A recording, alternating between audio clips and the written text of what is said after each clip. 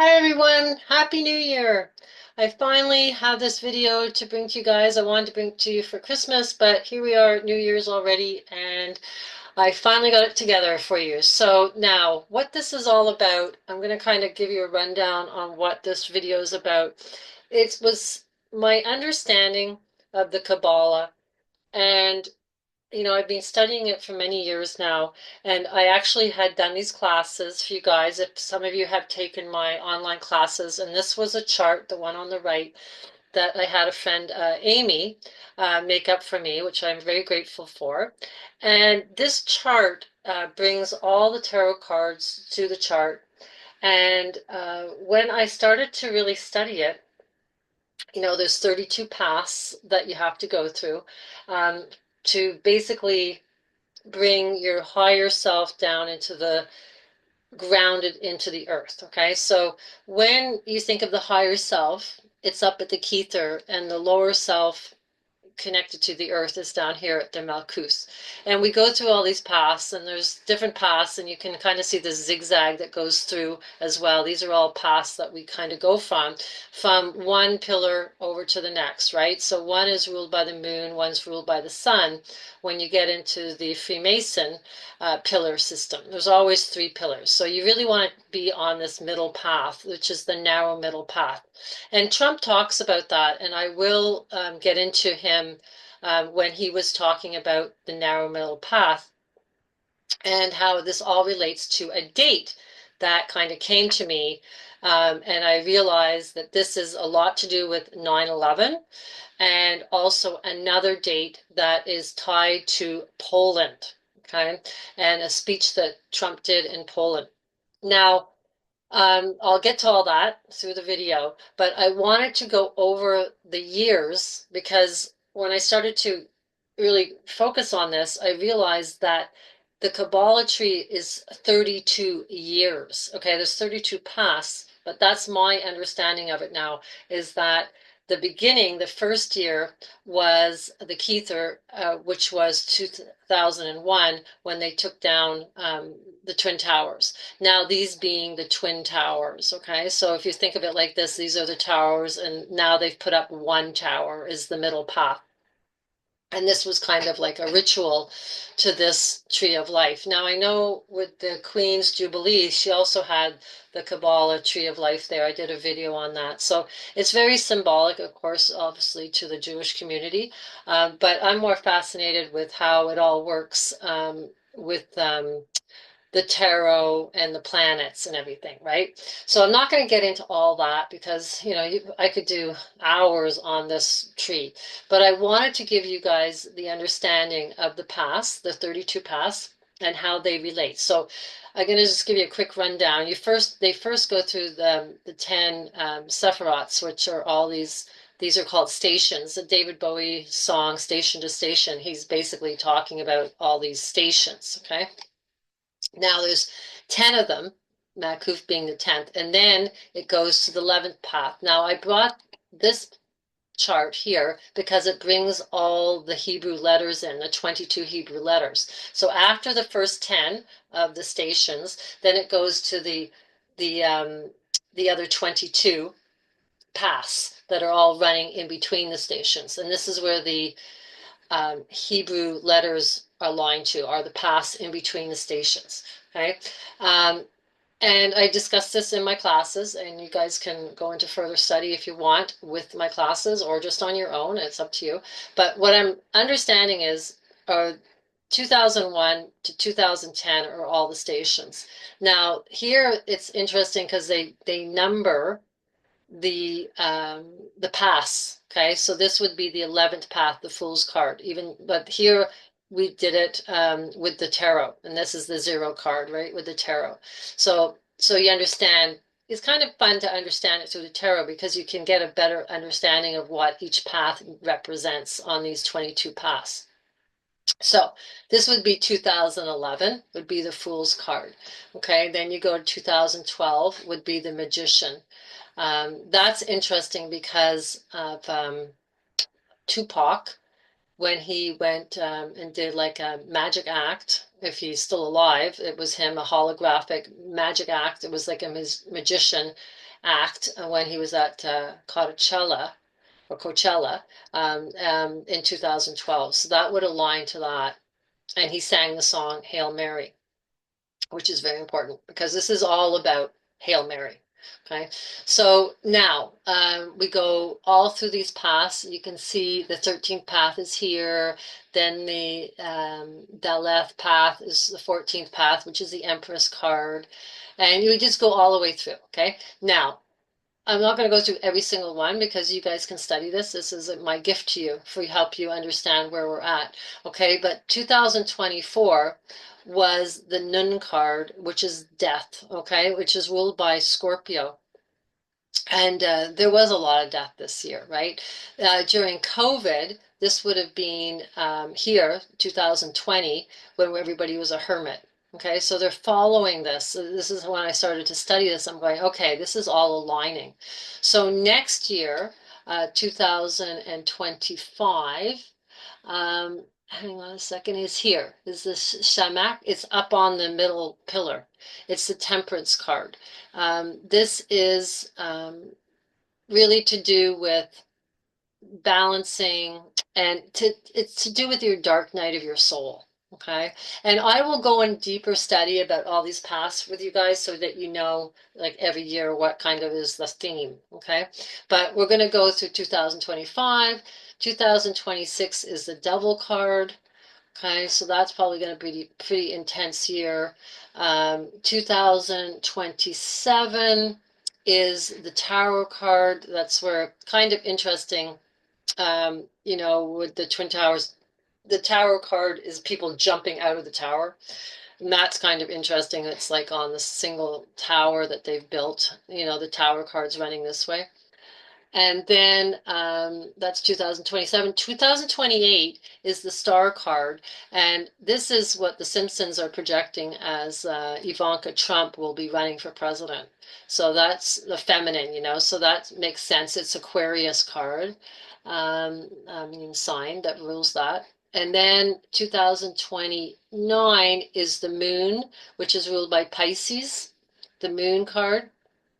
This has to do with speech, the back of your head, the medulla. So it's kind of like the phoenix, right? The medulla is kind of like the phoenix in your head. This is Pisces. This is all again to do with your spirituality. And then we jump over to the sun card. That's in 2030. 2031 is judgment. Okay, so there's big judgment coming there. Divine script, and then fire in the tooth. So I think that's going to be a tough year. And then the following year is basically Ascension, where you're going back up to the Kiefer. Okay, so you're going up through the middle path. So that's kind of what a gift I want to give you guys, okay, for Christmas and New Year's. So I hope you guys will study it and kind of look into it more and see how it affects you. Now, the reason that I got so tuned in to this all being about 9/11 was because these 22 Hebrew letters align to 119 Psalms. And I did a video on that a long time ago, maybe a year or so ago, and all the paths and what they mean, and they all relate to the tarot cards. So that's where the tarot cards in the Bible are linked together, but they're linked together through 119, which is 9/11 reverse, right? So you can study that, and you can look at that video that I did, and so you understand the paths through that translation of it. Now, these are the pillars, right? One pillar is ruled by the sun, one pillar is ruled by the moon, and then the middle path is always ruled by Saturn. Saturn holds the key, which is Capricorn. That's the devil card, and Saturn rules Aquarius, which is the fish hook. Okay, these are the descriptions of the Hebrew letters, is the fish hook, okay, for the Aquarius. Now, this is Venus at the top of the ladder and Mercury. So that's your hermaphrodite that you have to balance, okay, your mind and your heart, okay, to get you up this middle path. So I'm just kind of trying to show you to you from a Freemason point of view how the Cabala tree ties into the Freemason tracing board. Now, when I started digging around these are two churches in Rome, and they're related to Mary. They're named after her, and there's a middle pillar. And so I thought, oh wow, I wonder if this is what they're really creating, you know, the three pillars is kind of from this Rome, these two Rome churches that are identical, right? This one's called the Santa Maria de Loreto, and this one is the Church of the Most High, name of Mary. Okay, so that all ties into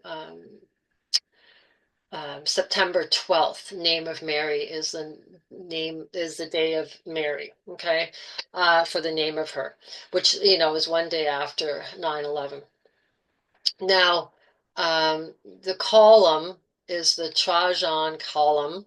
That is the middle one, but it's really hard to find pictures, what I showed you, of the two churches with the column. They always want to show just the column by itself. They don't want you to know, it seems to me, on Wikipedia that, you know, these two churches that have this column in between. Now, it's tied. The Feast of the Holy Name of Mary was instituted by Pope Innocent the 11th after the victory of the Australian Polish armies under the command of John III Sobieski over the Turks at the Battle of Vienna in 1683. This is super important, and it brought me to the actual date that Hawkins has with his time travel day. Okay, it all ties into this guy. I know it sounds crazy, but I'm going to get to it so that you understand it completely. Okay, but this guy was the king of Poland. Okay, and he did this battle, and he worshipped Mary before he went. And then he actually won. And then the Pope declared him the savior of Christendom. Okay, so it's like he saved Christianity in Europe, basically. Okay, so now when they switched over the calendars from the Julian calendar to the Gregorian calendar, it was done between September 2nd and September 14th, just for Great Britain and the North America. Okay, so the United States, and I think Ireland did, yeah, because it's part of Great Britain, but um, it was done in 1752. Between they like basically they got rid of the dates between September 2nd and September 14th, which I find really interesting because 9/11 is in between there, right? So and then the holy name of Mary is in there as well. So I'm kind of like, okay, that's kind of weird. So I wanted to check that out, what was going on 9/11 and 1752. And we have Horus and Uranus in Aquarius. Now, Aquarius is ruled by Uranus and Saturn, and that's the top of the Cabala tree, right? So this is very important. And Horus is like in Egyptian mythology, right? He is the child, so he would be like Jesus, right? In Christianity. So I thought that was very interesting that that was occurring in Aquarius. Okay, and then I wanted to see where the moon is because I always want to check out where the moon is, and the moon is on the Shambhala star, which is heaven. It's at the bottom of Virgo, so kind of like in a way being born, right? It's the moon being born, and it's in heaven. And then the sun was just over here by Virgo's shoulder on the Zabi Java star. It's very close to that. Now, the whole thing about 9/11, it all ties to Jesus in many ways, okay, because of how the Twin Towers went down and the symbolism. There was this lady that did this whole video about this. About how David Rockefeller was on the front page of Newsweek back on April 3rd, 1967, and she calculated that there was 167 years from when Jesus was supposed to have died, which is 33 AD, and then to the date that he was sitting here, or to when the Twin Towers went down. That's right. There was that 1969, 1,967 years between those two dates. So she had calculated that. And I don't know if she had decoded April 3rd. I'm not sure what she did in that video. I watched a video of this lady doing this, and he had his watch at 9/11, right? So this was all kind of projected that it was going to happen. And 33 years before it actually got built, that's when he went on this magazine cover, okay, or something like that. It was like, it's just kind of crazy. It's all tied in. You can go watch her video here. He had, Mike Heavy had taken this woman's video. I think she got scrubbed. Her name was Betsy Lee McGee, but she got scrubbed off, and then this guy had taken it and reused her video. Now, she is saying that he died in 33 AD, and then this kind of image of this tower being hit, she saw it as a symbolism of the lance going into Jesus, right? When he's on the cross and the blood coming from him. So she saw it like that. So I thought that was interesting. So it kind of just brought me back to the Twin Towers and the Cabala tree are all tied to 9/11. Now, I went back because I saw, okay, Uranus. I wanted to see if there was a Uranus-Saturn conjunctions, and somebody had done this whole, you know, mapping of all the conjunctions, which is really rare to find. And it's funny, when I started mapping Uranus conjunctions, I mapped them with Jupiter. I didn't map them with Saturn. And that's the key to all this. The reason why, and I'll go back here, I'm just going to show you back here again. This is ruled by Saturn, okay? And this is ruled by Uranus. I didn't have this put in here, but this is Saturn. Saturn and Uranus. So this is why Saturn-Uranus conjunctions are so important. And then you have the sun, you have Pluto, which is, it's being one orbit of Pluto since the founding of the United States. That's super important. You just got the sun and the moon, right? On this middle path, you got the sun and the moon.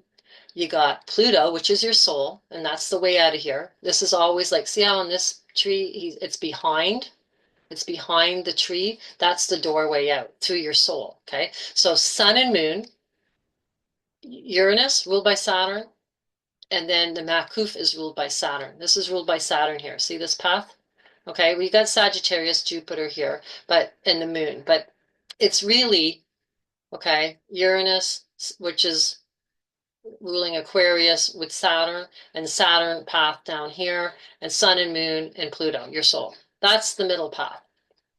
Okay, so that's really important to understand, because that's why I wanted to map all these Uranus-Saturn conjunctions. So here, there wasn't one on 33 AD, but there was one on 36 AD on September 14th. So say if you thought of Jesus' crucifixion actually being in September, on September 11th, and he ascended 3 days later, it would be on a Uranus-Saturn conjunction. Okay, so that I find really interesting.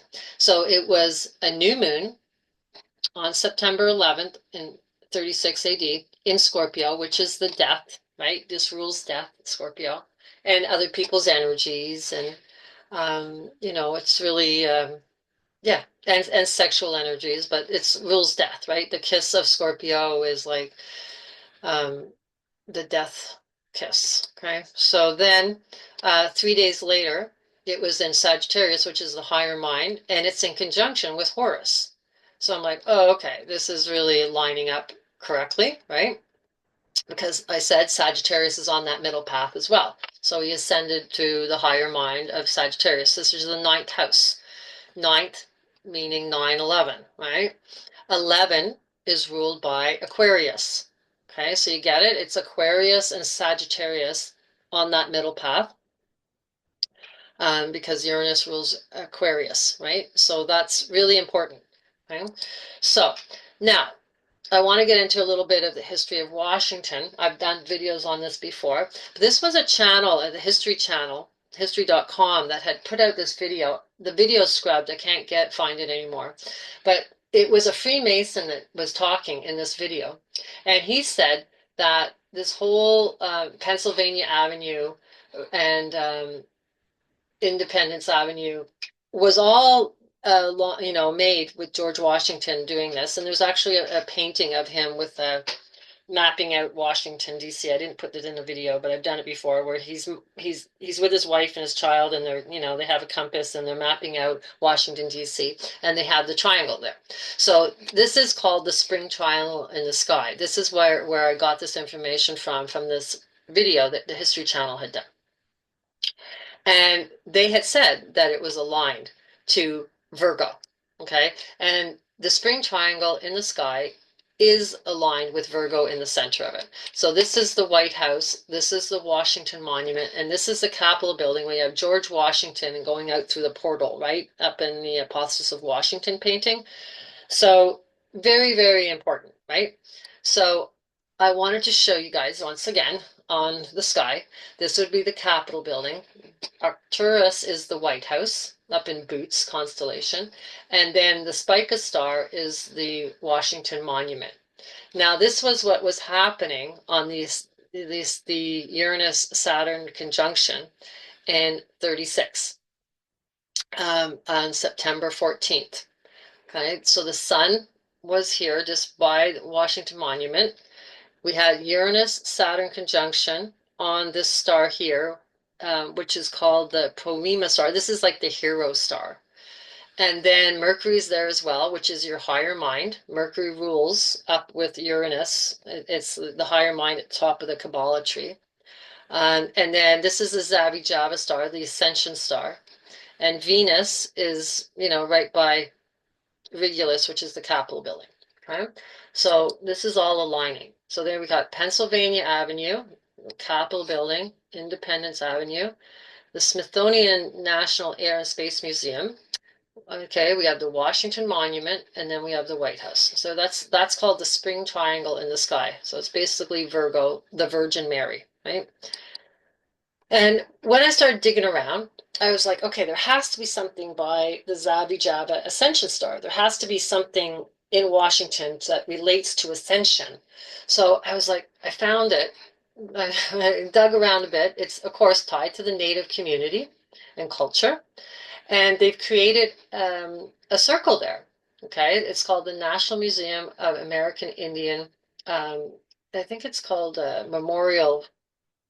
Yeah, it's the entire memorial. It's the Warriors Memorial, Warrior Circle of Honor. Okay, so what they call this is a sacred circle. The entire memorial is designed around the circle, a shape meaningful to indigenous traditions. The stainless steel sacred circle in the center represents heaven, earth, and the path traveled by native people who are honor bound. Okay, it's the spirits are able to pass through the sacred circle. Well, that's kind of what it is. It's a portal. It's an ascension, right? And people that are ascending are passing through from this realm into another realm. Now, what I find really fascinating about this is there's one in Montreal. They just spent millions of dollars on this. This is me holding it up. I was there holding it up. Now, but when you look through, they had like this metal figure in front of it. But what's interesting is you can see the cross of Jesus up on top of Mount Royal. Now, if you've looked into my work and my book, The New Jerusalem, it all ties to the moon phases, and the New Jerusalem, I believe, is Montreal. Okay, so because of its connection to France and the French Freemasonry, and the Statue of Liberty was built by the French. It's all coded. Okay, so I do think like the New Jerusalem is Montreal, and I do think when they talk about the 51st state of being Canada, they're just talking about Quebec. Okay, they're just trying to make it out. Right now, it's all of Canada, but they'll be quite happy just to get Quebec with all its hydro for all the new age of cryptocurrency and electric cars. Okay, so it's important that Quebec has so much hydro. So September 11th has 111 days remaining to the end of the year. Now, 111, I see 111 all the time. It's crazy. I drive my car kilometers, 111 on the highway. I'm always, it's the Trinity, right? So I always find that fascinating that I see it all the time, but I didn't realize it was tied to 9/11. Now, The Feast of the Most Holy Name is the Blessed Virgin Mary. Yes, it's September 12th, the day after 9/11. Okay, so, and then they talk about the Battle of Vienna again, 1683. So it's very important, this battle in Vienna, okay, with the Polish king. And yeah, so I wanted to go into other Saturn-Uranus conjunctions. Um, and one of them is around the founding of the United States. And October 28th, there was two. Okay, well, there was actually three. One was May 14th, then October 28th. That's kind of a fun, interesting date, which all ties into Danny Darko movie and all that. But anyhow, there's something with Trump. And then January 3rd, 1762. So I just wanted to look at those because that was all part of the founding fathers, right? So October 28th, 1761, Uranus-Saturn conjunction was on the tail of the whale, okay, on the right-hand fish of Pisces, which is, this I said is the pentagon, the 51st pentagon, which is like the crown. It's the, the United States has to have 51 states to complete the crown of Christ, okay? This circlet of Pisces, if you watched my last video, you'll understand that this is all tied to the crown of Christ. So Saturn-Uranus conjunction was in the fish, right? And what's interesting, on October 28th, Trump was the last day on Twitter. Okay, it's a funny little fact, but it's an important fact because with Elon Musk buying Twitter, it's important. Okay, because this is all coded language, right? Um, Now, the one on January 3rd, of course, it would be in the same spot because it just went forward and then came back in retrograde, and it's still on the right-hand fish. Jupiter is there, okay, now, right by the circlet of Pisces, and the moon is there as well. So this is all very important because, again, this would kind of align to the middle path on the Cabala. Sagittarius is ruled by Jupiter. Uranus and Saturn would be the Kepler, the top of the tree, and Saturn's the Makuth, the bottom. The moon, remember I said the moon, and the sun is in Sagittarius, which is also on the middle path, the temperance card that we're going to go into next year. Okay, so this all aligns to the middle path, and this is all around the founding of the United States. So I'm sure they kind of knew this, okay? Like, I really do think the founding fathers were super smart, and they knew how to read the sky very well. Okay, so we all know that Jesus is he's the fisherman, right? He's always the fish symbol. Okay, so the early church fathers saw the fish as a double symbol of the Savior and of the saved. Okay, the double fish is Pisces, right? Now they're saying in this hymn called Christ, the Fisher of Men that are saved, who with his sweet life catches the pure fish out of the hostile flood in the sea of iniquity. And of course, they were very much about the sea because they were coming over in ships. They were seafarers, all the founding fathers.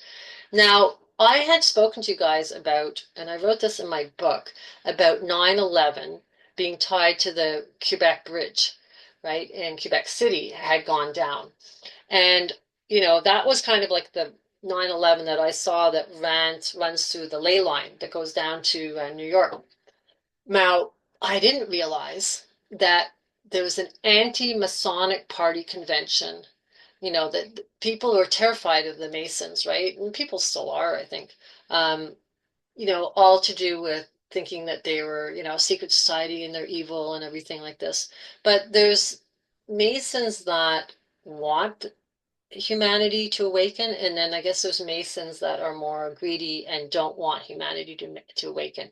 But they seem to have to tell us what they're doing, right? It seems like that's part of the script in this polarity realm.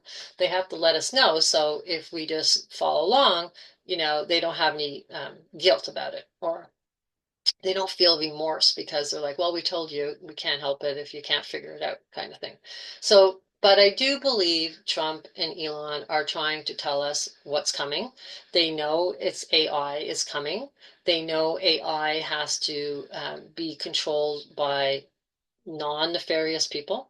Okay, so it's nothing stopping it. It's just, I think, another phase in our understanding of our own intelligence, right? It's not that we're going to be in prison. It's more of like learning how to use AI and working with AI, like what we're doing right now, like on the computer, rather than it like taking over your life and losing your autonomy. So this is really important. And Trump and Elon are always talking about making sure that we have freedom. Okay. So yes, Elon is kind of scary because he's kind of like a robot guy, right? And he says like humanity, there'll be more robots than humanity. I think by the year 2040, because I think they know something's happening to the planet. I think they know that the planet is going to go through a lot of changes, and they have to kind of create these cities for people to survive, the ones that aren't preparing to survive. Okay, so I don't see it as nefarious. I see it as like it's just kind of like a game. Okay, that's where I'm at. Now, we also had in 1775 Benedict Arnold's expedition up to Quebec. So there's lots of tying into Quebec, right? And we also had in 1812, yeah, British troops arrived at Mount Vernon, Battle of Plattsburgh. This was all when they were trying to come up into Quebec. And that's why they keep talking about the War of 1812 and, how the British went down and burnt the White House. And, there was a lot of battles going on, but they want Quebec, they want Montreal. So then we also have Captain William Morgan, an ex-Freemason, is arrested in Belvia, New York, for the debt of declaring that he would publish the mysteries of Freemasonry, a book against Freemasonry. So there's one guy that kind of like he was a Freemason, then he was an ex-Freemason and he wanted to bring down Freemasonry. But then he had a mysterious disappearance, and that's when the public started saying that the Masons were evil because they killed this guy. Okay, this was all on 9/11. Okay, so yeah, it's really crazy. Okay, so now I also told you that this ties to John III Sobieski, the King of Poland, um, and his battle in Vienna. This was in 1683. So this is how far back the importance of 9/11 goes back. It goes back to this. That's the kind of like the furthest date back. But I do think it has to do with um, the crucifixion of Jesus. Okay, that's where it all goes back to 9/11. That's why it's so important.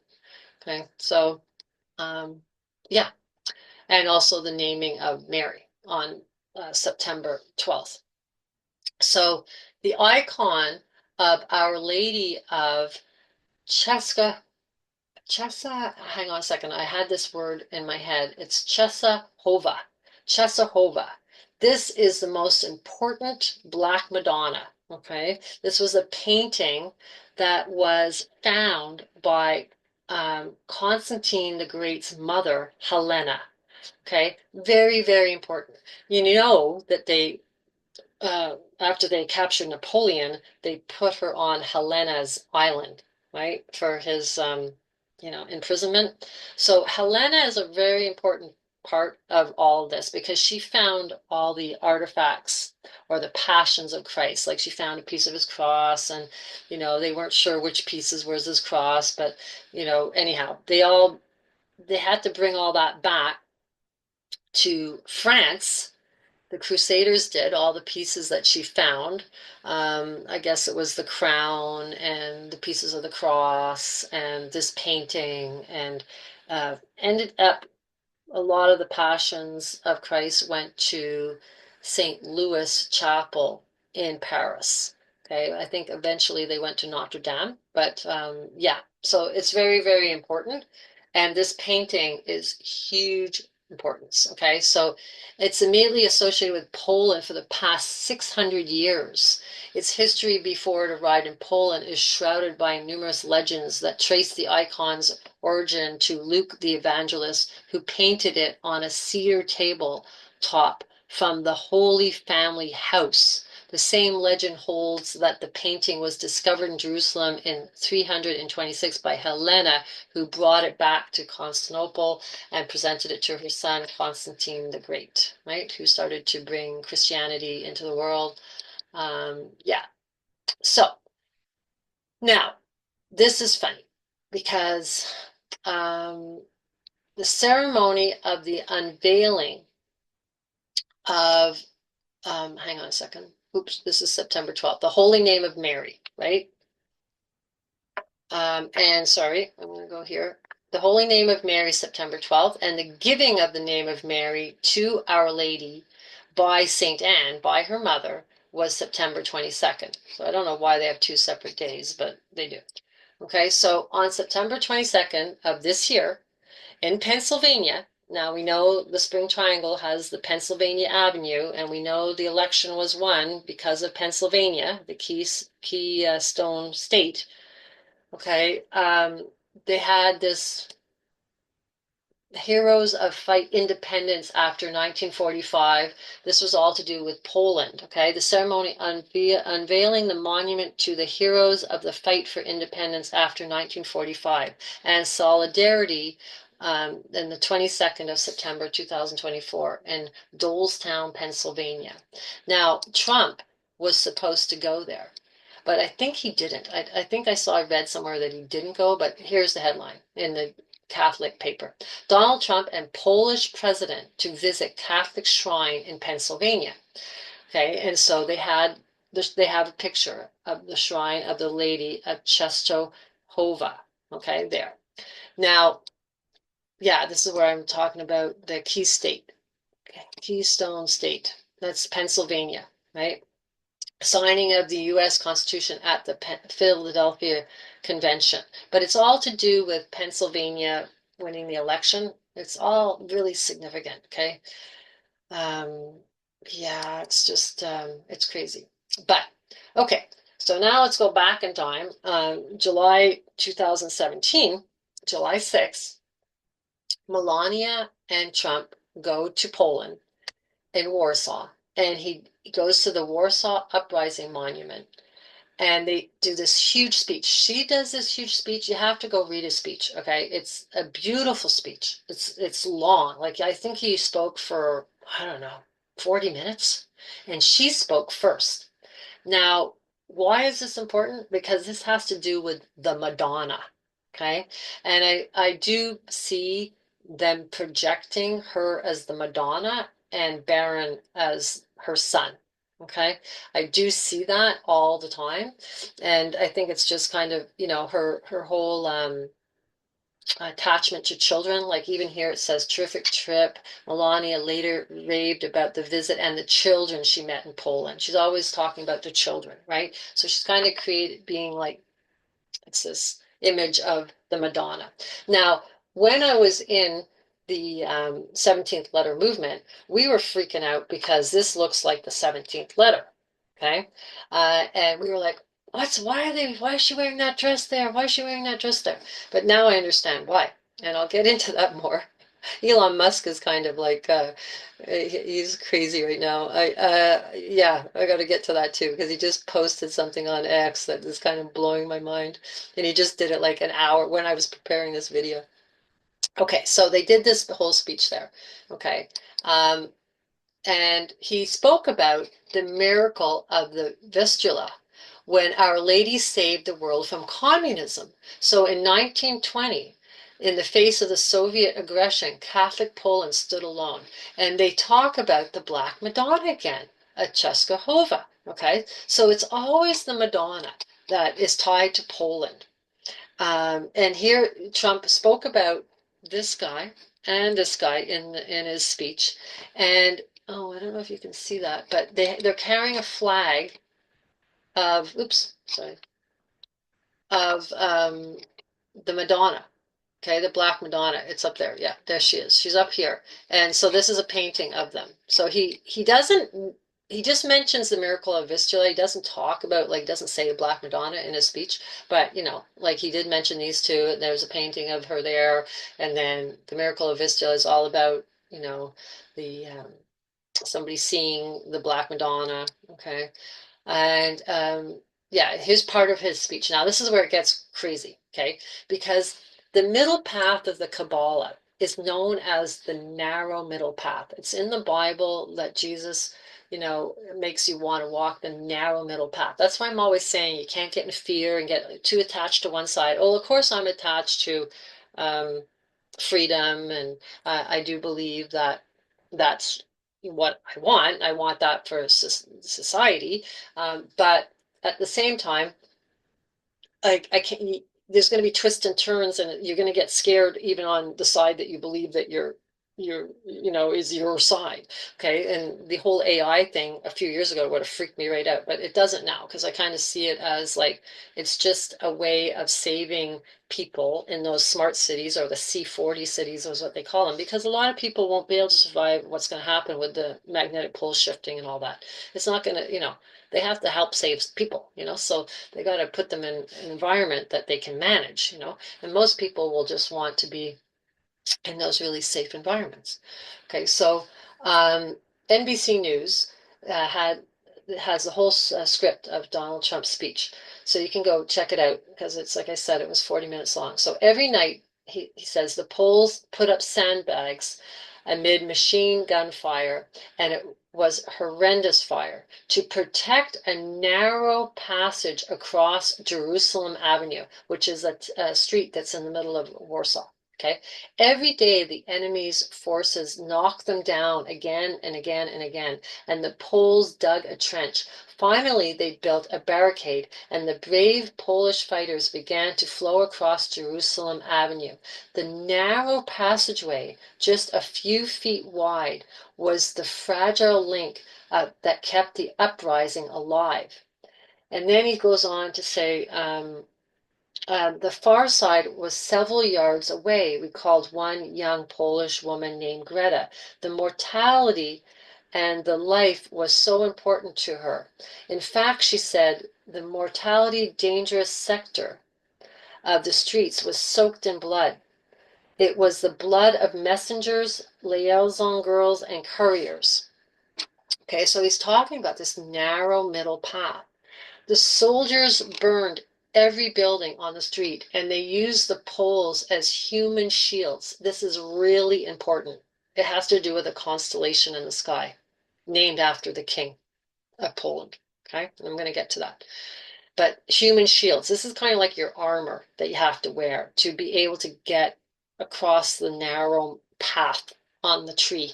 Okay, so the human shields further tanks in their effort to capture Jerusalem Avenue. The enemy never ceased its relentless assaults on the small outpost of civilization, and the Poles never ceased its defense. The Jerusalem Avenue passage required constant protection, repair, and reinforcement, but the will of its defenders did not waver, even in the face of death. And to the last days of the uprising, the fragile crossing never ever failed. It was never ever forgotten. It was kept open to the Polish people. The memories of those who perished in the Warsaw Uprising cry out across the decades. A few are clearer than the memories of those who died to build and defend the Jerusalem Avenue crossing. Those heroes remind us of the West was saved with the blood of patriots, and that each generation must rise up and play their part in its defense, and that every foot of ground and every last inch of civilization is worth defending with your life. And that's all part of his speech. But I remember hearing him. This speech actually got me very, very interested in Trump because I was like, wow, that's a powerful speech. And it was so long ago, but it was all part of my journey. And now I come full circle and I understand what this is all about now. Now, this is why it's all tuned in, okay? So here, the institution of the Angelus occurred on June 28th and 29th, about 1456, by Pope Catalyst. The Turks had been threatening Europe, and it was the Pope's request that the faithful recite of the Angelus for the safety of Christendom against the Turks and for peace. This is a poem, a prayer, a hymn that they say to Hail Mary. The Angelus was first recited about sunset a general practice throughout Europe in the first half of the 14th century, recommended by Pope John the 21st. Okay, John and 21st. You know, this is interesting because there's 21 tarot cards. Okay, and John is John the Baptist is what the Templars and the Masons worship. The morning of Angelus seems to have started somewhat later, again for peace. So they do it at night and they do it at sunset. The recitation of the midday Angelus began sometime in the 14th and 15th century. It was called the Peace Bell. So when you did the Hail Mary poem in the middle of the day, it was called the Peace Bell. So they're bringing the bell in, like the Liberty Bell and everything. This present-day custom of reciting the Angelus is a short practice of devotion and honor of the Incarnation, repeated 3 times each day, morning, noon, and evening, at the sound of the church bell. It is curious how the Angelus is associated historically with the invasion of the Turks again in 1683, when they laid the siege in Vienna. So there was a previous siege, you see, in 1456. Like this is like over 200 years later. And this is when the king of Poland, Sobieski, you know, took on the Turks. But there was also 1456. Okay, so when they laid siege to Vienna, Emperor Leopold of Austria fled and begged for assistance and help from John Sobieski, a great Polish general. Oh, he wasn't the king, he was a Polish general. I thought he was a king. Okay, who gathered his armies and hastened to the rescue, stopping at one of Our Lady's shrines in Poland for blessing. And this is where they're talking about Our Lady's shrine, okay? This is the Black Madonna. So on September 11th, Sobieski was on his heights of the Klagenberg near Vienna, and the next day engaged in battle with the Turks. Brilliantly leading his troops, he forced the Turks into a trap, but the number of the foe was so great that he could not penetrate their ranks. When Sobieski cavalry turned in retreat, interpreted by the Turks as a flight, the Turks rushed forward, but were re-attacked, and the shouts and cries of the Sobieski men threw terror into the Turks when they learned that Sobieski himself, the Northern Lion, was on the battlefield, for he had defended the Turks in Poland on previous occasions, and they feared him. Therefore, the Turks fled panic-stricken. The battle raged for a time all along the front, where Sobieski everywhere commanding, fighting, encouraging his men, and urging them forward. The Turks were finally defeated. Vienna and Christendom saved, and the news was sent to the Pope, Innocent the 11th, at Rome. That's pretty amazing. So here, this is Scutum, right? This is the shield constellation. It's right by Ophiuchus and the snake, okay, which is the healer. And there used to be a Taurus there, another Taurus up in there, a bull. It's no longer there, but the shield is there. But they don't have the red cross on the shield. This was originally called Scutum Sobieski. So he had a shield. But then Trump mentions the shield in, you know, the World War I and World War II, where the Poles were human shields against the gunfire, because, you know, that's your armor. That's your armor of God that you have to wear. So the shield of Sobieski. So commemorated the victory of Christian forces led by Polish king. Yeah, he is the king. He wasn't a general. He was the king. In the Battle of Vienna. There you go. So here, King of Poland. Yep. So the Battle of Vienna, the Lion of Lechkistan, but it's like the Northern Lion. It's funny because Trump is also known as the Lion. That's why I'm pretty sure he's going to come north. Anyhow, the north is the Northern Star. It's Ave Maria. It's, you know, the whole Hail Mary is you're following the North Star, right? Polaris. So it's the only star that gives guidance because it stays still in the sky. So they actually did a film about this, the day of siege of September 11th, 1683. So they've done movies about this. Okay. Now, Sobieski was a humble man for the heights of his greatest victories. In a letter to Pope Innocent XI, he said it was God's cause he was fighting and Mary's honor. His message to the Pope on the victory read, I came, I saw, but God and Mary conquered. Yeah, it's always about Mary. Okay, so now here's the what did I want to do here? Yeah, okay. So he did one battle on September 11th, and the other battle he did was on June 28th.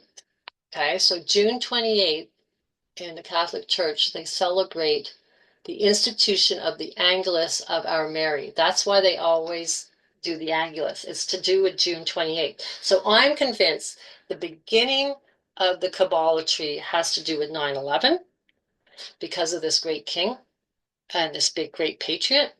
And the end of the Cabala has to do with June 28th. Okay. And if you go back and look, we have 32 paths. So this would be in 2032. And there's also a blood moon, which I want to get to. And not just, there will be a Saturn-Uranus conjunction, but there will be a blood moon just a little bit later after that conjunction. And I'm pretty sure that's very, very important.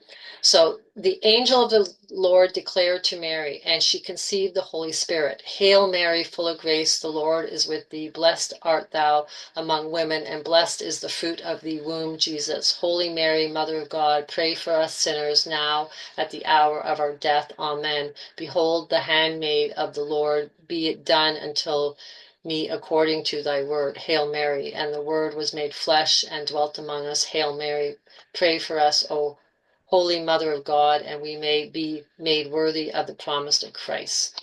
Okay, so that's what you're supposed to say 3 times a day. And here is the whole Hail Mary was an angelic salutation of Gabriel to Mary. Hail, full of grace, the Lord is with thee. So it's Archangel Gabriel that had told her, Hail Mary. Hail, full of grace. Yeah. So interesting.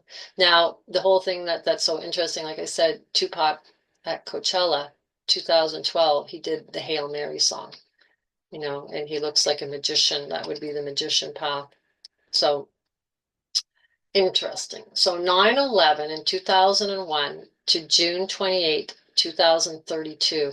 Guess how many months it is? 369 months and 17 days, the letter Q. Okay. 369 Tesla, Nicholas Tesla, that's his magic number. And 17 is the magic number of Q. Okay, Tesla cars, Elon Musk. Yeah, it's getting crazy. So 369, it's the key to the universe. Okay, it's a code there. Now, June 28th, in 2000, no, yeah, 2020, Bob Dylan did that song about the murder of Kennedy. Now, this is totally coded. I'm not going to read the whole thing because I just put a bit of the lyrics in because it's a long, long song. I can't remember how long it is. It's really long. But he talks about it, seen it 33 times. Well, this would be when you become the 33rd Mason, you've done the 32 paths on the Kabbalah. They killed him once and killed him twice, killed him like a human sacrifice. Yeah. Um, and then he goes on again to say over here, it was like twilight time, mystery chain for the mystery man, the man who fell down dead like a ruthless tree. So the tree, again, play it for the reverend, play it for the pastor, play it for the dog that got no master. Yeah, it's crazy. The lyrics is really crazy. Please don't let me be misunderstood. Play it for the first lady. She ain't feeling any good. Yeah, no kidding. But it's a very patriotic song that he wrote. Okay, he basically called it the murder most foul. You know, and it goes on. He talks about number 9 and 6. He doesn't say 3. And it's interesting. You know how people that don't want to be on X are going to Blue Sky. They say play Blue Sky. Who did that? Dickie Betts, Play Art Pepper. Um, it's all stuff, you know, a lot of the stuff I don't know what it's all about, but play number 9, play number 6. Yeah, yeah, yeah. Well, you know, 9 is the higher mind, it's the ninth house. 6 is the Virgin Mary, it's ruled by Virgo, you know, so yeah, it's crazy. 369. Play Stella by Starlight by Lady Macbeth. Yeah. Anyhow, that's, oh yeah, and I just wanted to go back there. That's the memorial for JFK, JFK gravesite. It's a Q. Okay, so, you know, it's all about the Q. It's like, it's crazy. Okay, so now, this is where it gets crazy nice, nuts now. Stephen Hawking, he had a time traveler party. Okay. And this is what I believe. Okay, I know you guys are going to think I'm nuts, but you know, I've been talking about, you know, how to escape this matrix, and you know, I really do believe that we're going to become superhuman with the armor of God, and we're not just going to go somewhere and just take a break. We're actually going to time travel. And I do believe people like Trump and all these elite people that seem to know how this realm works and seems to know how to, you know, create abundance very easily. And I do think they have memory from past lives. Okay, I do believe that because you know, even that, what is it, Baron Trump and his underground journey or something. It's all about time travel, and that's a book that was written in 1800s by Ingersoll. You know, so in his father's name was Don. Okay, so it's like you're kind of like, what? That, you know, so when I first heard that, I was like, okay, what's this all about? This is about time travel. So then I found this, okay, Stephen Hawking's time traveling party. He created a party, okay, on June 28th, no doubt, okay? Okay, June 28th, June 2009. Okay, Stephen Hawking hosted a party for time travelers at the University of Cambridge. The physicist arranged for balloons, champagne, and nibbles for his guests, but did not send out the invites until the following day after the party was over. Okay, so you're like, okay, what's this all about?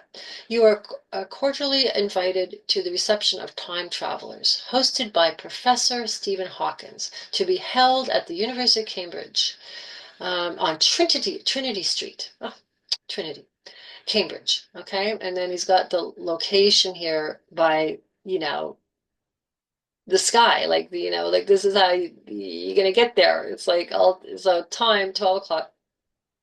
June 28th. So he's waiting for people to come to this party on another timeline. Okay.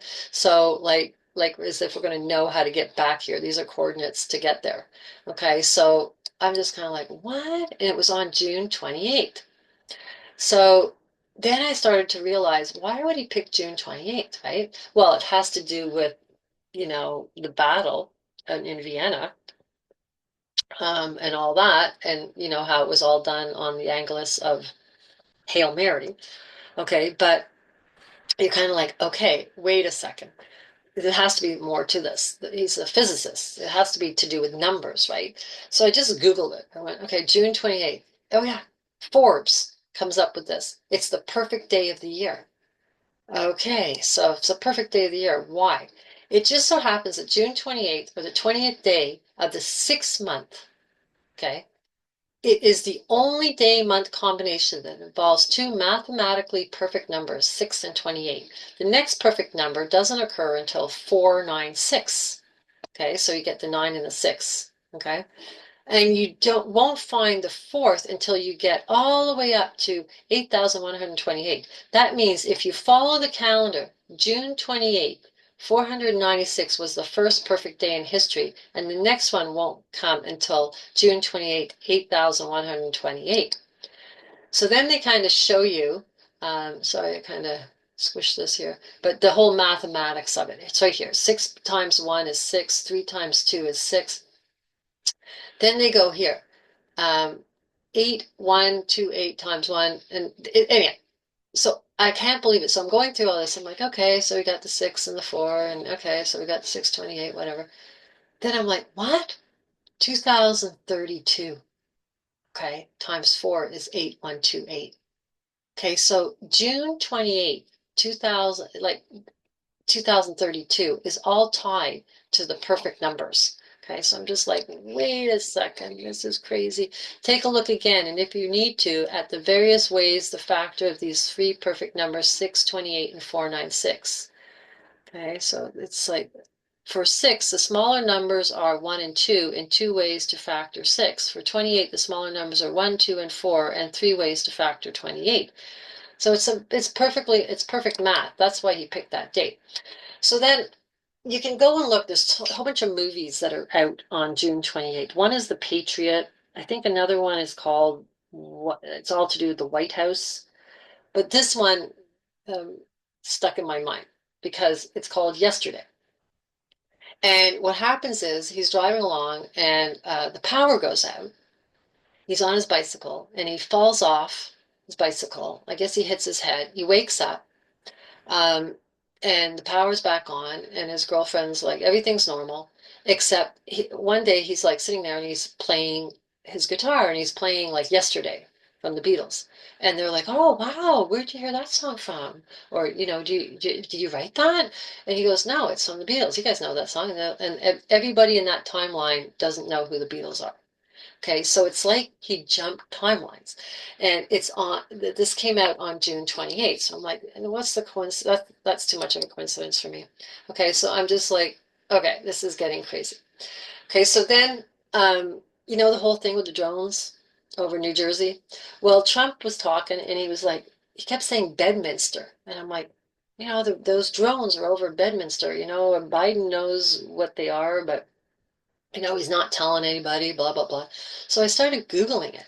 And here it says, just in, Donald Trump says federal government knows exactly what the drones are up to, saying something strange is going on. Trump said he decided to cancel his trip to Bedminster. Our military knows where they took off from. If it's in a garage, they can go right to the garage. They know where it came from and where it went. For some reason, they don't want to comment, and I think they better off saying what it is. Something strange is going on. For some reason, they don't want to tell people. Okay, so that's Trump talking. Okay, so he mentions Bedminster. So then I'm like, why is he going to Bedminster? Oh, I didn't know that Bedminster was his private golf club. It's known as his summer White House. He has an estate there. Okay, it's 500 acres. And his ex-wife is buried there, and Ivanka got married there. Okay, so it's a very, very important place to them. And these drones are flying over top of it. But guess what?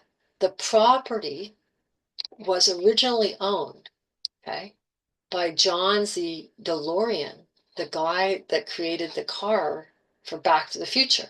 Now, you guys know I'm always talking about Trump and Back to the Future because You're Fired from The Apprentice comes from that movie, okay? When Michael J. Fox got fired in another timeline, okay? So I'm like, what? This is crazy, okay?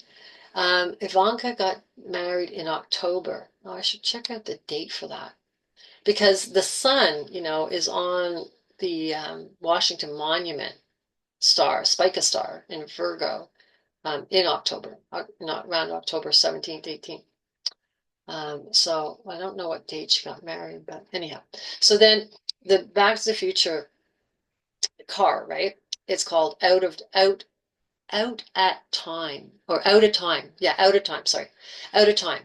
Okay, so you're basically jumping time, and they always have the number 88 because you have to get to 88 kilometers an hour to jump time, which is kind of to me like Mobius strips here, like you can jump through.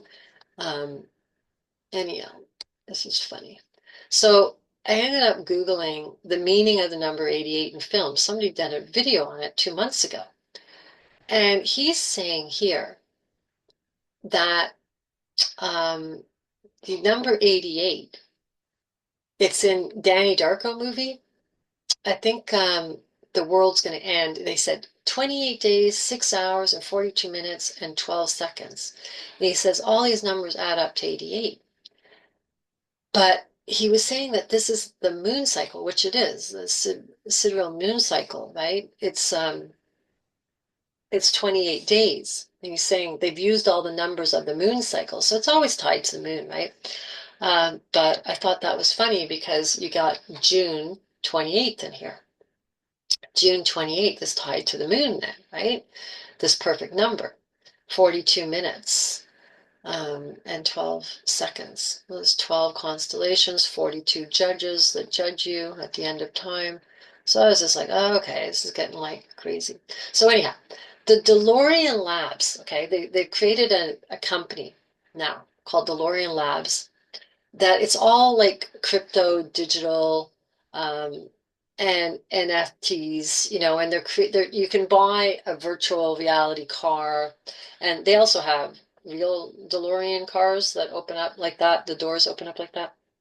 But what I was fascinated by is they use this dog, the Shiba Inu dog, right? It's this dog that looks like this, and they use that in their, advertising. Well, that wasn't in the original movie. I don't think there's a dog that looks like that in the original movie, but they're using it. Okay.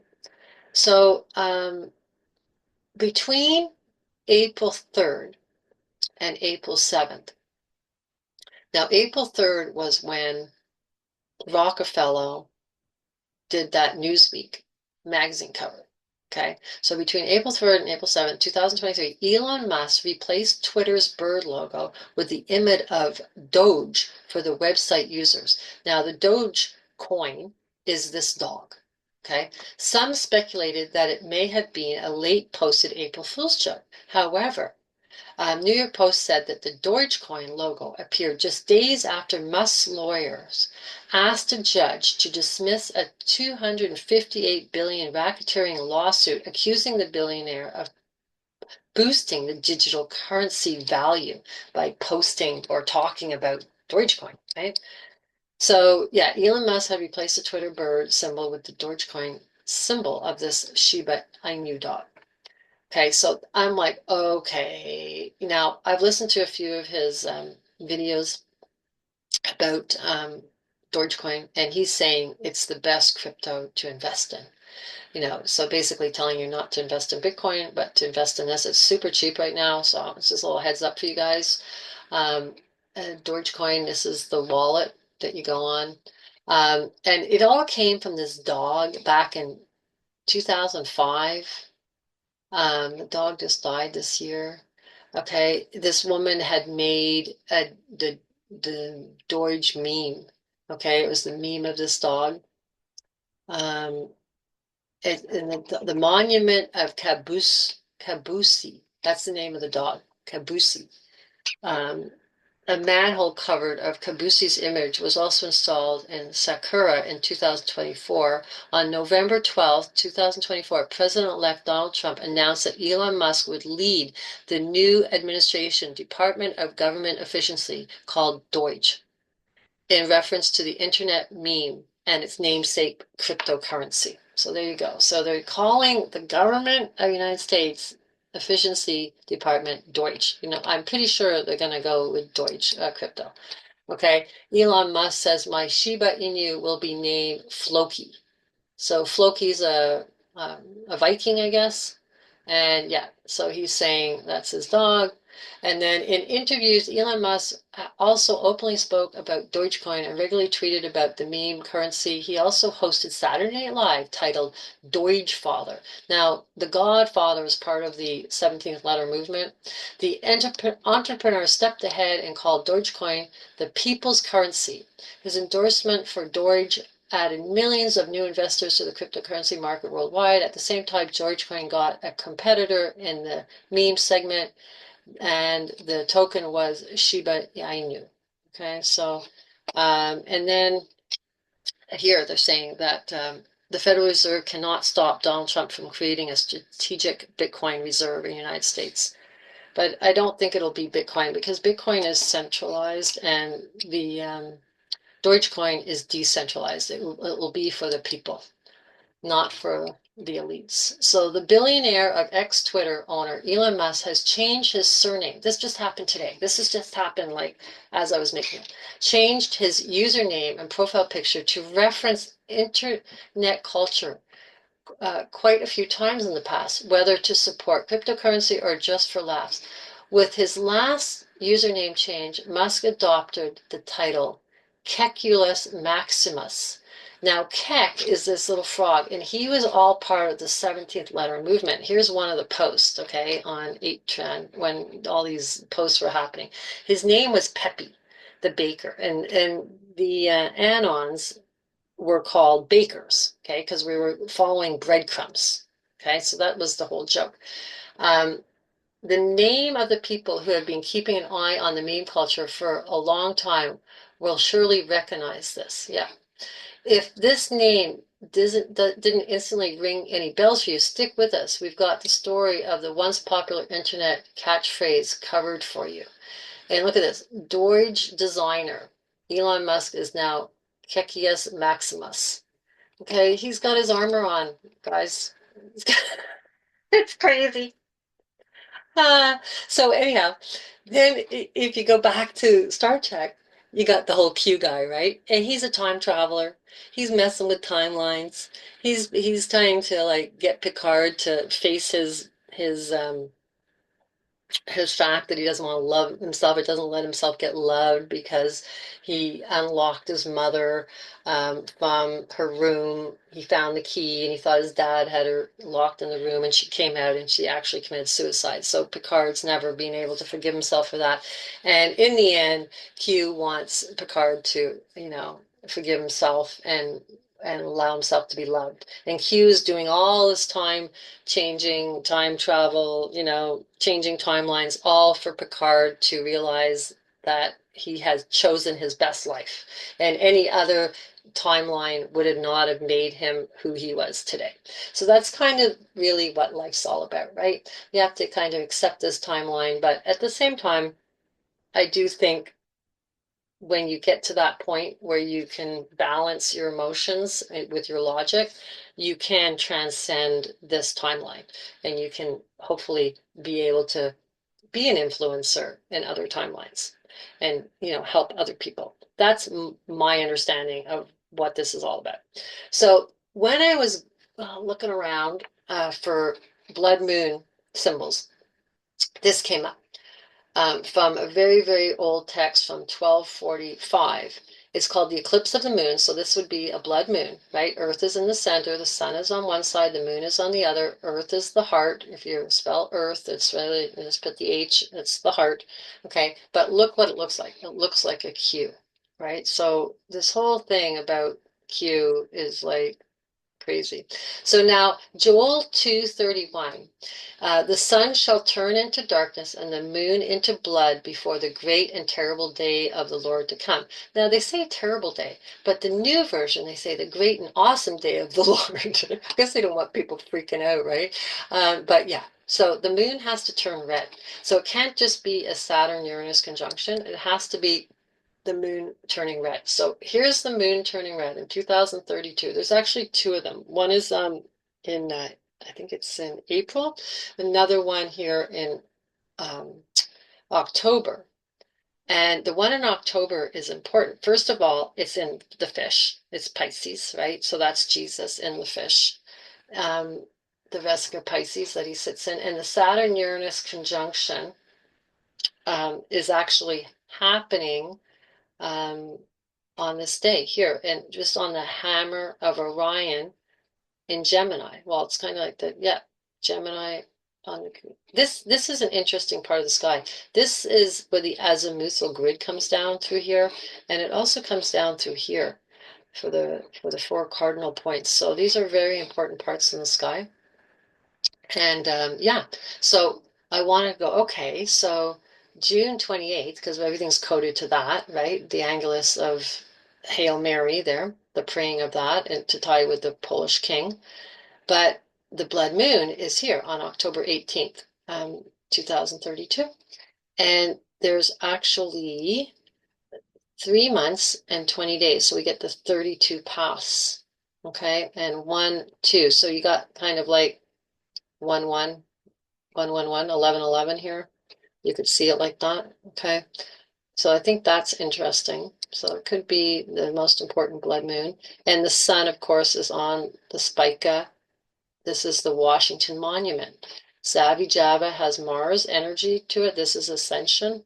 So this is like looking really good, guys. I'm like, okay, this blood moon is kind of tying to the Cabala. It can't be next year for 2025, the Pi Day blood moon, because there's too much stuff still has to happen to prepare people.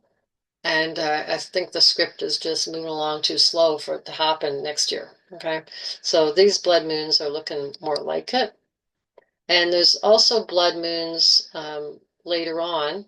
And in my book, I had aligned to 2029. And that's actually the moon card in the tarot on the Cabala. So those are very important as well. But I don't think that's the end of the Cabala. Okay, the Cabala has 32 paths, and I really think it starts from September 2001, 9/11.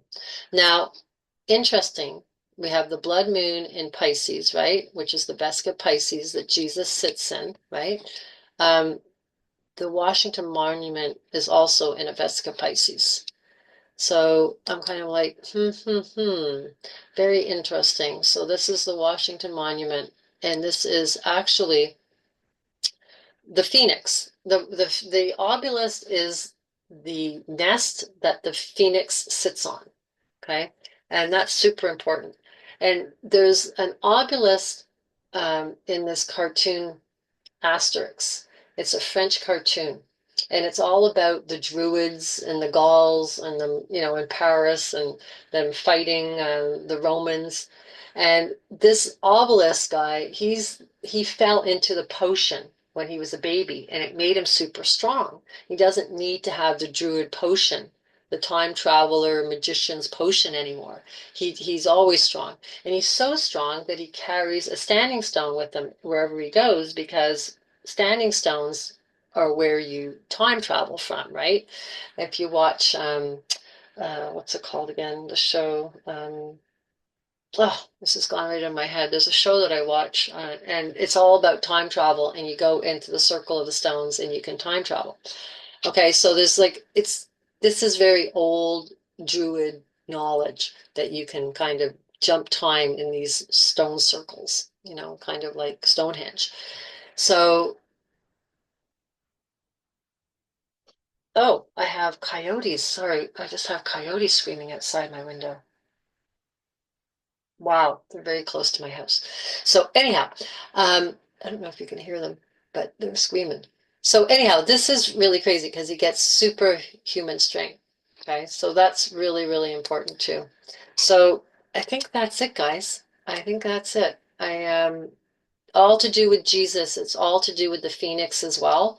And esoteric knowledge that has to do with the ascending. So the obelisk is the phoenix nest, right? So with the sun being on the Spica star, which everything in Washington is about that obelisk. The presidents always take pictures with it all the time. Obama did, and the Trumps did. They're always staring out the window, looking at the obelisk. And that I kept saying, why are they always got the monument? Why? It's not all about George Washington. No, this is something more. So I do believe that has to do with that location. And being a blood moon when the sun is on the Spica star is super important. Okay, and the blood moon being in Pisces, with the fish and the symbolism of the Vesica Pisces on the Washington Monument. I think that's really, really, really important. And even the number 232, even though it's a perfect number, or a quarter of a perfect number, is the skull and bones number.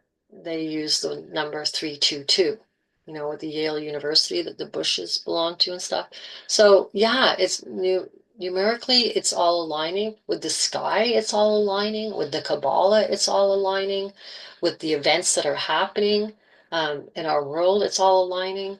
So it's just a show. So I just hope you guys have a really happy new year. And I hope this, it really makes you feel like you can manage everything that's coming, because that's really why I do this, just as a gift to humanity. And I hope you guys are well. So happy New Year. Take care. Bliss to you all. And like and subscribe if you can. It'll help grow my channel. And if you're interested, message me at Gmail, email me, and let me know if you're interested in my book. It's only $10. These videos take me weeks to put together.